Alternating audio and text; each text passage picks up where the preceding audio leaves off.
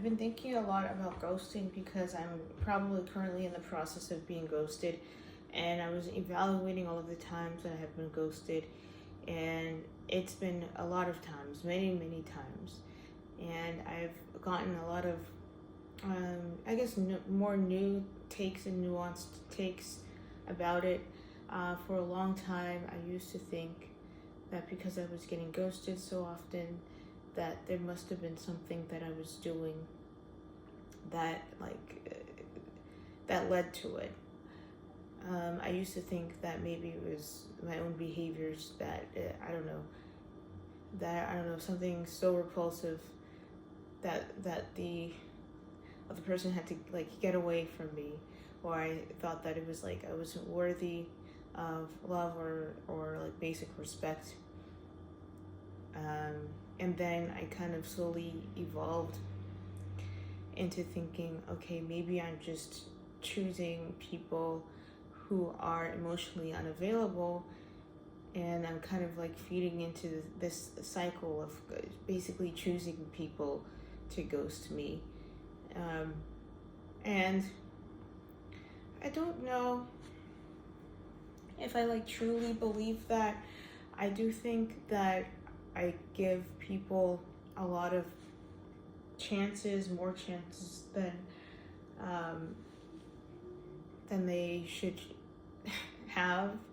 I also do think it is difficult when being attracted to someone who is wishy-washy with their thoughts, or they tell you one thing but then they do another thing, and you're always supposed to believe someone's actions, but when they're convincing with their words, it's kind of, how can you really do that? You obviously you make excuses, you try to defend, you hope that things will be different, but that doesn't really kind of get to the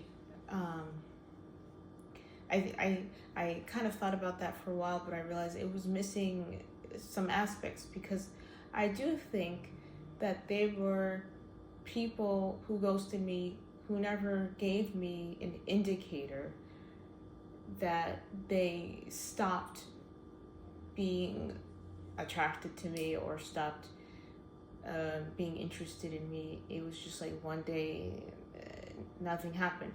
I've been getting that a lot more just being on dating apps, and you think the conversation's going well, and then you just stop hearing from them for 2 weeks, and there's no reason when it comes to that.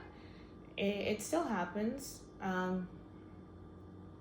and that is sort of like, I guess, where I've come to the next evolution of my thinking, because I put so much emphasis on like choosing people who are emotionally unavailable, and I do think to a certain extent that is true, that I think I really like hold on to situations too much, and I try really hard, and a lot of it is rooted in like past people pleasing behaviors, and just wanting to feel loved and accepted, and having, I don't think, many positive or long lasting examples of that it makes me act that way.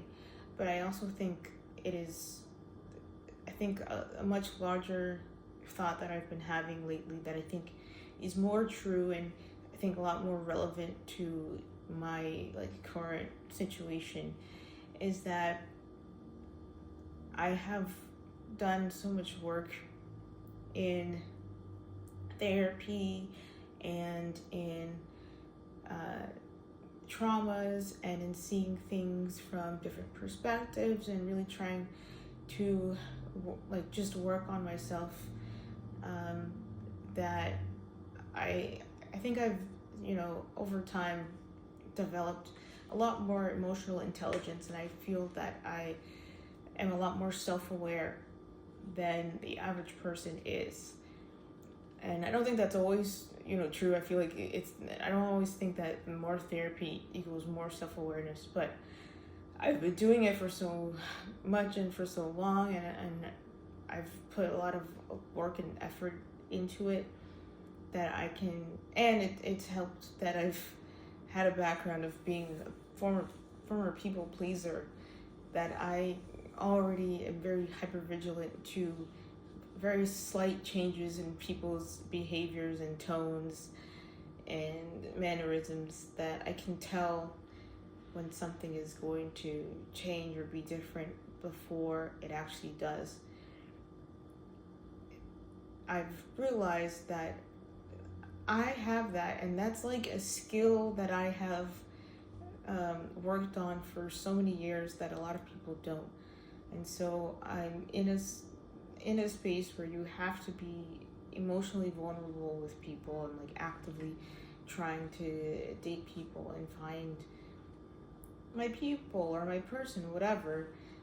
And because I'm actively in a situation where you kind of need to be vulnerable to a certain extent, that I'm going to encounter a lot more people who are either emotionally unavailable, emotionally stunted, avoidant attachment, or just have avoidant capabilities. Those people exist, and because I have more emotional intelligence, I feel, than the average person, then I'm going to meet a lot of average and below average people when it comes to that respect. And that's just it. It's really just like a numbers game. Therapy's helped me so much, but also I can smell bullshit on people, and it makes me really anxious. And how do you kind of like reconcile with that? There's like this a bunch of different schools of thought. Like some of it is like we try to meet people where they are, and sometimes that works. But at the end of the day, they have to be interested in you and want to continue and work on that stuff. And a lot of people don't actually want to work on themselves. They don't think that there's anything wrong with them. They like to externalize their problems, to blame someone or something else. And I've seen so many people on these dating apps where I'm like, oh, I don't really think you should really be on here. I think there's other things that you need to do first. But that's, it's not my place to say. It's at the end of the day, it's their decision. So I think about that a lot. And ghosting, it happens to everyone. This is not an issue specific to me. Everyone gets ghosted. Most people get ghosted. And, if you encounter someone who's emotionally unavailable or emotionally stunted, it's just going to, and they're avoidant, it's just how it's going to happen. And there's also just this depersonalization that when it comes to dating apps and current dating culture, where people are always looking for something better than what they have currently. There's options. I think people treat each other as like options or certain prospects rather than people. I don't think a lot of people actually treat people as people when it comes to dating, especially when you're trying to talk to or currently talk to a lot of other people. Even when you're not consciously doing it, you are comparing your situation to another situation that you're in. And all of this stuff really makes it easy to strip the humanity of people, unless you've reached a certain threshold of interest. And with most people, when you're swiping or you've only talked for a couple of days, that threshold has not been met for a lot of people. And I really try to always see someone as a person, even if I'm not attracted to them. Wow, amazing. You'd be surprised how many people really only care about people's feelings when they're only when they're attracted to them.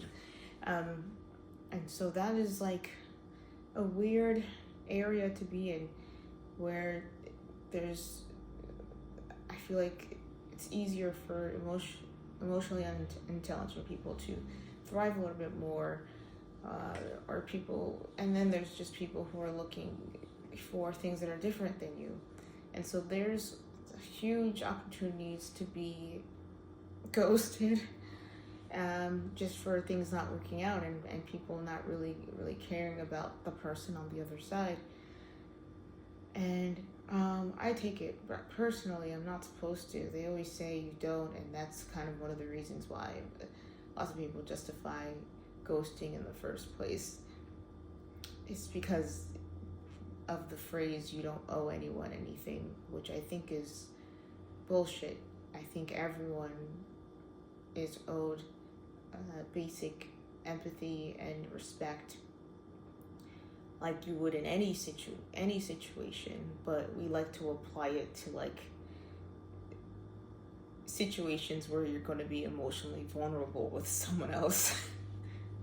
Like, you don't say this with like literally any other instance, but people love to bring it up when it comes to your friends, when it comes to your loved ones, when it comes to people you're dating or with. They love to throw out that phrase, and I think that's very interesting. So coming to this conclusion now, I guess has helped me try to embrace the randomness and hopefully try not to take things as seriously as I currently do. So let's hope